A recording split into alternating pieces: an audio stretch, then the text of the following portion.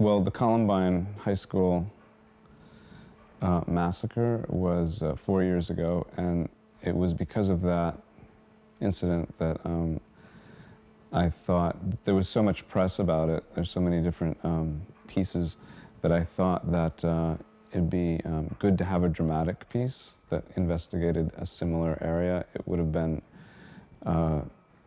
somewhat fictional. It would not have been in like a fictionalization or a something that approximated maybe the mind of the kids that ended up shooting the school and then killing themselves. And because of this sort of hypersensitivity at the time, it became something that nobody really wanted to do. Elephant was this 35-minute BBC production by Alan Clark. It was something that a friend of mine, Harmony Korine, said was his favorite film of all time. So I kind of knew about it because Harmony had explained what it was, although I hadn't seen it. And so I got interested in the idea of Harmony doing it in a way that was not specifically a Columbine story.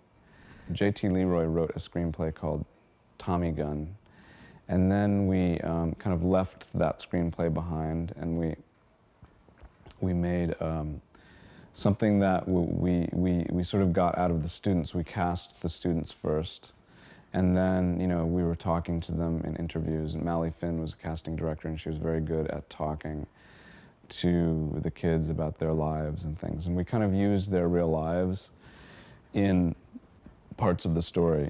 Other parts were not real, like the two killers weren't,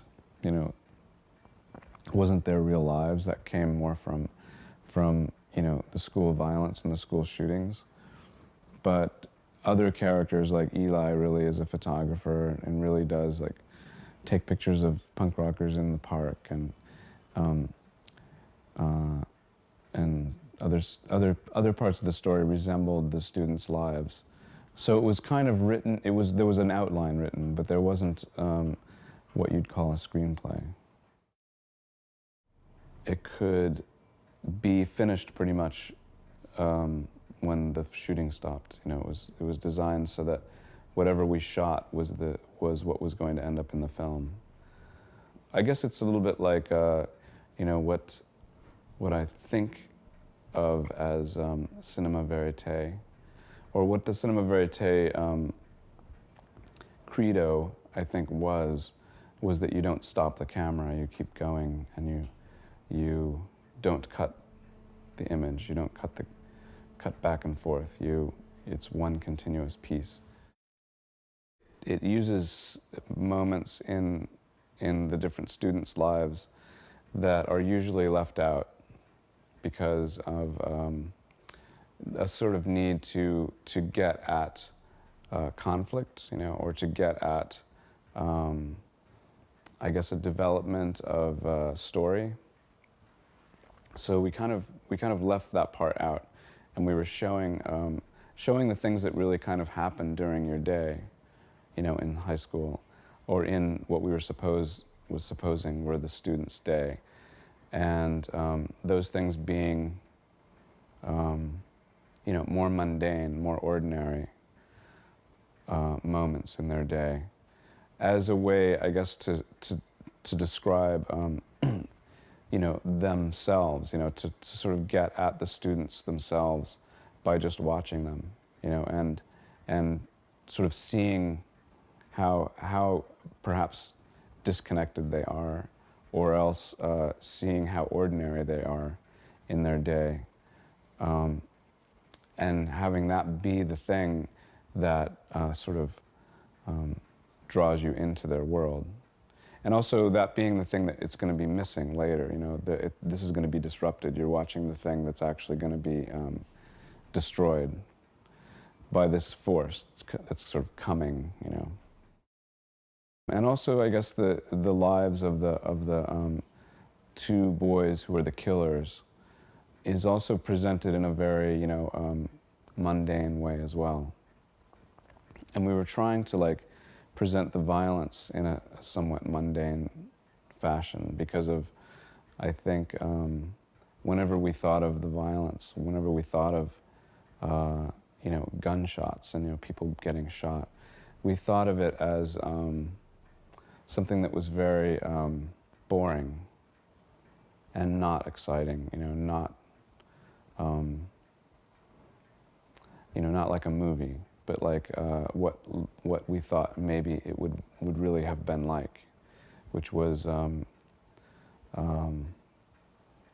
know, uglier than a movie. Archetypes, I mean, all the characters are representations of people that I knew when I went to high school. You know, there was always like the jock and the girlfriend. I mean, the jock is playing football, and then he has a girlfriend, and they have a problem. The kid with the camera, you know, the kid with dyed blonde hair, who's sort of, you know, his own entity. The three girlfriends, the girl with glasses. You know, they're all sort of icons of high school, when, you know, as far as I remembered. And we met them in a casting session. You know, we're just sort of like cast high school students. They all came, and we were picking the ones that were the most kind of present. I'd never made a film where you actually shoot teenagers. That when you're making a film, and if you're like showing kids, I have had kids in the films, but they're always like, you know, over 18 because of just rules and regulations of shooting with underage kids. Although Casey Affleck in To Die For, he was 17 when he shot that, whereas like Joaquin was 20, I think. I think that was the only, and Alison Follen, she was 15. So in that movie, we were using, you know, real teenagers. In this case, they're all the characters are these real teenagers, and yeah, it's great to shoot them because they read so well as teenagers, and so I'm not used to being able to have, you know, you're always trying to pass off like an 18-year-old as a, you know, 16-year-old, and there is a difference, you know, when you actually get down to it. There's just the way everybody thinks and moves and behaves. There's quite a difference. You could get stabbed by that. There is a convention of what they'd call trained actors, and most projects have this need to have like you know, everything's written down in a screenplay, so you have to be able to like memorize lines. You have to be able to repeat lines and make them sound as if you're not doing lines. You have to like synthesize the lines, know them so well, and be able to like pretend like you're not reciting lines. And that's a difficult thing just for an ordinary teenager. But in our project, we had nothing written down. Yeah, I think that the documentary aspect is partly due to the way that we're shooting it. I mean, we're sort of big fans of certain types of documentary filmmakers. I guess Harris, the cinematographer, and I, we find ourselves talking about Frederick Weissman. We don't exactly go and watch his movies, I guess because we've already seen them. But there's something about, you know, the way he looks at the world, and also the way he uses, like focuses his attention and allows people just to be themselves. We talk about that a lot, and that is something that I think affects the feeling of the film, the way we're just watching the kids. And then the other thing is that since they're doing what they want and they're making up their own lines, it tends to have a quality of being somewhat of a has a documentary aspect. And then you're in a real high school that resembles the high school that they go to, and you have a bunch of kids together, so they have their relationships sort of like they do in high school. It was like a fun high school because it was a film. My idea was to just look at the very last moments, you know, and not look at the leading up to the moments, but but the very last hour, and also accompanying that last hour was like the last day in the lives of the two killers, and just see what was sort of in their environment, and having the small amounts of information within their environment be things that get you thinking about the actual event as a viewer. If we were positive about reasons why we thought this happened specifically, that we'd probably have put them in, you know. But it was always so elusive, exactly why, that it's almost like it could be the weather, you know. And so we show like the clouds, you know, and it could be, you know, madness, you know. So we show him holding his head, and it could be all these different, you know, the video games that they're playing. It could be, you know, things being thrown at him in the classroom. But to say specifically it's one thing or have a theory about exactly why, I didn't think about this while we were making it, but because the questions come up from some of the press members, I know that it's a very human. It's in our interest to identify the reason why, so that we can feel safe. You know, we can identify the reason why, so that we can feel that we're not part of it. You know, that it's demonized and that it's identified and controlled. You know, so to not have a reason specifically, you know, like laid out before you, is against some types of nature. You know, it's against the detective, you know, that's trying to like discover the reason why. I mean, there's another reason that that was in Bowling for Columbine that isn't in our movie, but I think is a pretty good one, which is alluded to in our movie in the sense of their environment. But Matt Stone, who went to the same high school, has said in Bowling for Columbine that that if you go to this high school, you're made to like feel that if you don't achieve something while you're there, that you will the same thing will happen when you later in life after you graduate. If you haven't succeeded in high school, you won't succeed later in life. And as simple as that sounds to an adult, when kids are that young, they don't really know. They can't see beyond a certain point. So they believe it. They believe that they actually are doomed for you know, eternity. You know, if things aren't working out at school. So that kind of sense of like incompleteness or failure, I think, got them feeling that they had no future. And when they got to thinking about having no future, I think that they eventually like elected to commit suicide. And once they elected to commit suicide, then they thought, well, while we're doing that, let's have fun. You know, let's get back at the people that we hate.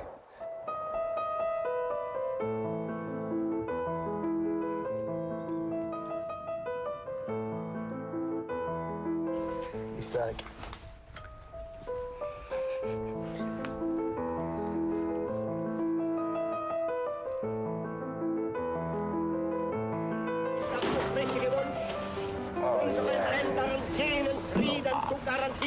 Peace, did Hitler say? In Austria.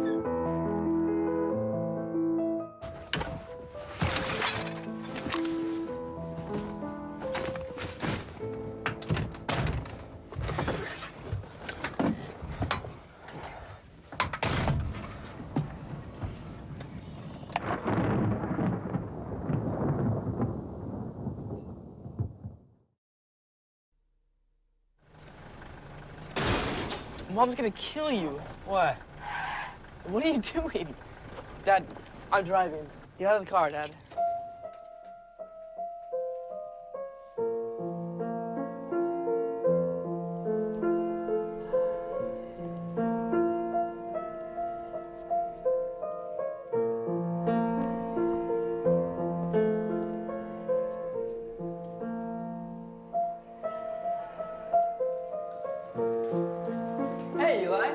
What's up? How's it going? This is not going to do it. These long pants. Everybody else is wearing shorts. What's the matter? I don't want to talk about it. He's so cute. So cute. He has a girlfriend? Mm-hmm. Since when? You didn't know that? No, I didn't. Oh, great. Good question. What they do is that they will sit up in this higher energy state. Where are you riding? Oh, this? Yeah. It's my plan. For what? Oh, you'll see. What are you doing? Don't come back. Hey, sir, don't go in. Sir, don't go in there. Don't trust me. Just don't go in there, please.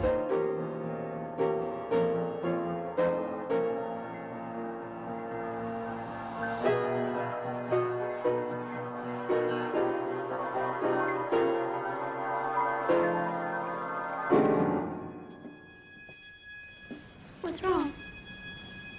Nothing. You're crying. Yeah. Is something bad? I don't know.